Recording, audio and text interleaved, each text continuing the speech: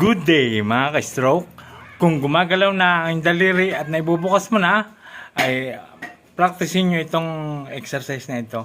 Simula sa kalingkingan papunta sa hinlalaki. Isasarado natin one by one. Ayan. Gawin natin yan na paulit-ulit para masanay ang galaw niya. Ayan. Tapos, kung meron kayong stress ball, ayan. Ang gagawin natin sa stress ball ay iikot natin siya. Lalaro-laruin natin ng daliri. Ayan. Ganyan. Paikot-ikot. Paulit-ulit din. Tapos itry din natin isang bot. Ayan. Ganyan.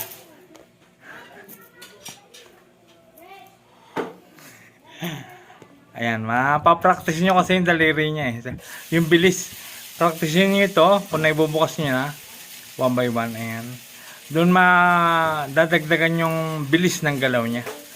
Yun ay doon po ito sa mga may galaw na naibubukas na.